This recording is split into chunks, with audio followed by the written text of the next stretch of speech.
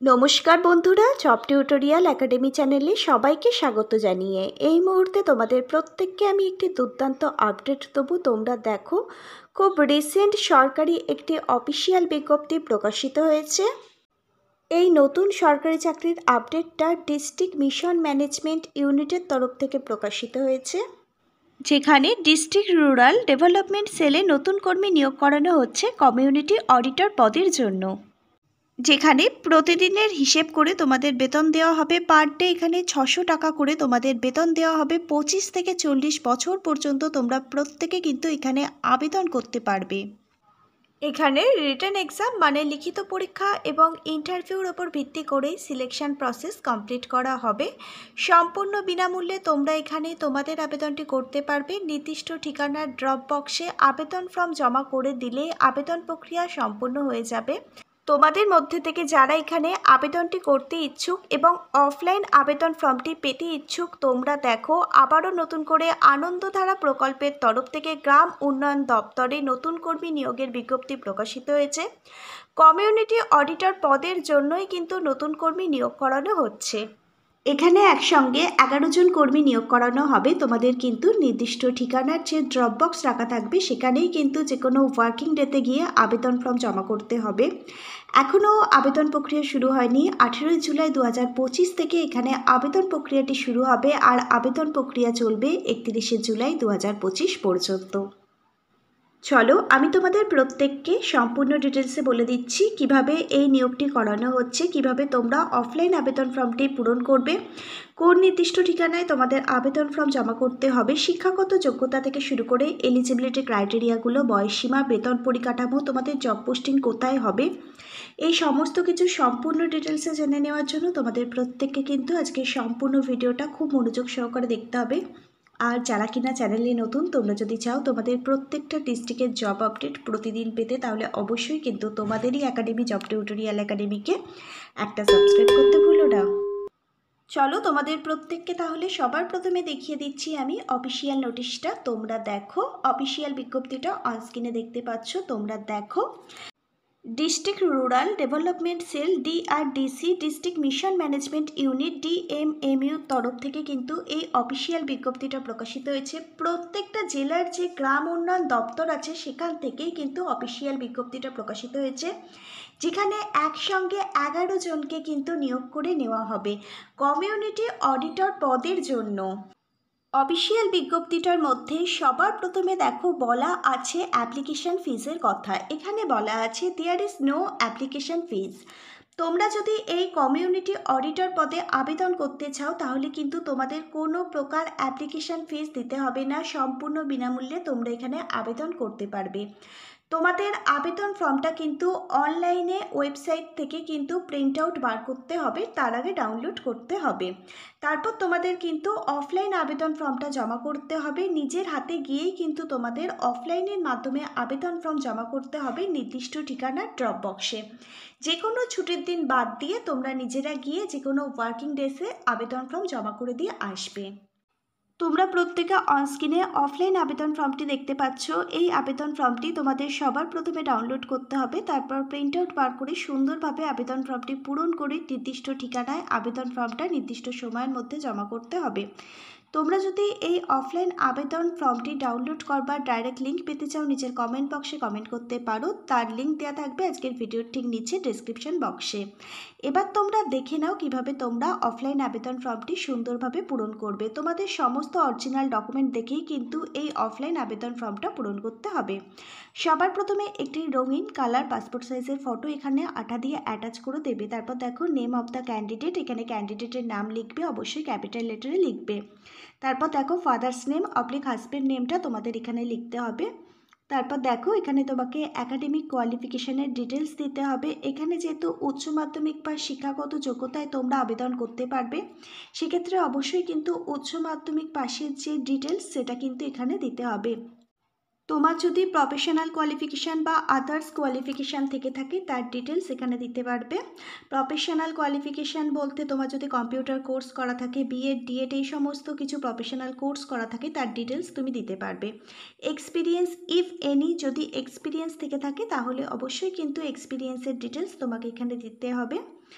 নম্বর দেখো residential address, তোমার বর্তমান অ্যাড্রেসটা উইথ পিনকোড নাম্বার সমেত আধার কার্ড দেখে তোমাকে এখানে কিন্তু ফিল আপ করতে হবে। এরপর দেখো তোমার পার্মানেন্ট অ্যাড্রেসের ডিটেলস এখানে দিতে হবে। তোমার রেসিডেন্সিয়াল অ্যাড্রেস এবং পার্মানেন্ট অ্যাড্রেস যদি সেম হয় তাহলে 7 নম্বর ঘরটা তোমাকে আরও আরেকবার কিন্তু ফিল আপ করতে হবে পিনকোড নাম্বার সমেত। তারপর দেখো মোবাইল নাম্বার, অবশ্যই একটি চালু মোবাইল নাম্বার এখানে প্রোভাইড করবে, যাতে পরবর্তীকালে এই মোবাইল নাম্বারের দ্বারা তোমার সাথে যেন অতি সহজে যোগাযোগ করা যায়।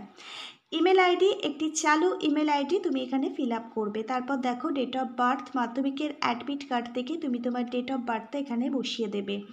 এজ অ্যাজ অন 1 জানুয়ারি 2025 অনুযায়ী তুমি তোমার বয়সটা হিসেব করবে। তোমার বয়স যেন 25 বছরের নিচে যেন না হয়, আবার 40 বছরের ওপরেও যেন না হয়। তুমি তোমার বয়সটা হিসেব করে এখানে লিখে দেবে। তারপর দেখো রয়েছে ডিক্লারেশনটা খুব ভালোভাবে পড়ে নেবে। যেদিন আবেদন ফর্মটা জমা করবে সেই তারিখটা বসিয়ে দেবে, প্লেসটা বসিয়ে দেবে। যেরকমভাবে অফিসিয়াল সিগনেচার করো সেরকমভাবে অফিসিয়াল সিগনেচার করবে। এই আবেদন ফর্মটির সাথে তোমাদের কিন্তু কিছু সাপোর্টিং ডকুমেন্ট অ্যাটাচ করতে হবে। কী কী ডকুমেন্ট অ্যাটাচ করতে হবে তারও লিস্ট দেওয়া রয়েছে, তোমরা দেখে নাও একটু। তোমরা দেখো এখানে এপিক মানে ভোটার কার্ড, নাম্বার 2 রয়েছে আধার কার্ড, ডেট অফ বার্থের প্রুফ হিসাবে মাধ্যমিকের অ্যাডমিট কার্ড অথবা বার্থ সার্টিফিকেট। তারপর দেখো তোমাদের যে একাডেমিক কোয়ালিফিকেশানের রেজাল্ট সার্টিফিকেটগুলো আছে সেগুলো, প্রফেশনাল একাডেমিক কোয়ালিফিকেশানের কিছু সার্টিফিকেট থাকলে সেগুলো, এবং কম্পিউটার সার্টিফিকেট তোমাকে কিন্তু এখানে সাপোর্টিং ডকুমেন্ট হিসাবে প্রোভাইড করতে হবে। প্রত্যেকটা সাপোর্টিং ডকুমেন্ট তুমি জেরক্স করবে, প্রত্যেকটা জেরক্স কপির নিচে সেলফ অ্যাটাস্টেজ করে আবেদন ফর্মটির সাথে অ্যাটাচ করবে। তারপর নির্দিষ্ট সময়ের মধ্যে তোমাদের কিন্তু নির্দিষ্ট ঠিকানায় আবেদন ফর্ম এবং সাপোর্টিং ডকুমেন্ট প্রত্যেকটা অ্যাটাচ করে জমা করতে হবে। কোন নির্দিষ্ট ঠিকানায় তুমি আবেদন ফর্ম এবং প্রত্যেকটা সাপোর্টিং ডকুমেন্ট অ্যাটাচ করে জমা করবে সেটা আমি তোমাদের বলে দিচ্ছি। তার আগে জেনে নাও, এই কমিউনিটি অডিটর পদে তোমরা যারা আবেদন করতে ইচ্ছুক, এখানে আবেদনটি করবার জন্য শিক্ষাগত যোগ্যতা কি থাকলে তোমরা এখানে আবেদন করতে পারবে। এখানে আবেদন করবার জন্য একজন আবেদনকারীর শিক্ষাগত যোগ্যতা থাকতে হবে উচ্চ মাধ্যমিক পাস, কমার্স ব্যাকগ্রাউন্ড নিয়ে যদি তুমি উচ্চ মাধ্যমিক পাস করে থাকো, এছাড়াও তোমার যদি কমার্স ব্যাকগ্রাউন্ডের ওপরে হায়ার এডুকেশন কোয়ালিফিকেশান থেকে থাকে মানে গ্র্যাজুয়েশন, তাহলেও তুমি কিন্তু এখানে আবেদন করতে পারবে।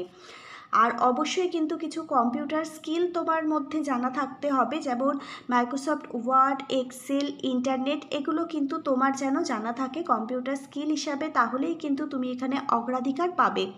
আর এডুকেশান কোয়ালিফিকেশানের যে মার্কশিট সেটা কিন্তু প্রুফ হিসাবে তোমাকে আবেদন ফর্মের সাথে সাপোর্টিং ডকুমেন্ট হিসাবে কিন্তু অ্যাটাচ করতে হবে। আর কম্পিউটার ট্রেনিং সার্টিফিকেটটাও কিন্তু সাপোর্টিং ডকুমেন্ট হিসেবে অবশ্যই তোমাকে কিন্তু জেরক্স করে সেলফ অ্যাটাস্টেজ করে আবেদনপত্রের সাথে কিন্তু অ্যাটাচ করতে হবে। ইন্টারভিউ টাইমে সমস্ত অরিজিনাল ডকুমেন্টগুলো ভেরিফাই করা হবে, কোনো প্রকার ফ্রড ইনফরমেশান দিও না, আবেদন ফর্ম কিন্তু রিজেক্ট করে দেওয়া হবে।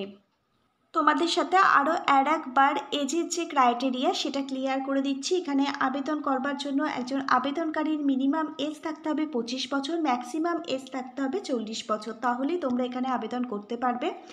অফিসিয়াল যে বিজ্ঞপ্তিটা প্রকাশিত হয়েছে এখানে ওবিসি, এসসি, এসটি ক্যাটাগরির ক্যান্ডিডেটদের কত বছর বয়সের ছাড় দেওয়া হবে সেটা কিন্তু কোথাও উল্লেখ করে বলা নেই, তাই আমি বলতে পারবো না এসসি, এসটি, ওবিসি ক্যাটাগরির ক্যান্ডিডেটদের জন্য এখানে বয়সের ছাড় রয়েছে কিনা, সেটা আমি বলতে পারবো না। যেটা বলা আছে সেটা শুধুমাত্র এখানে 25 থেকে 40 বছর বয়স পর্যন্ত সকল জেনারেল ক্যাটাগরির ক্যান্ডিডেট এবং প্রত্যেকটা ক্যান্ডিডেটই আবেদন করতে পারবে।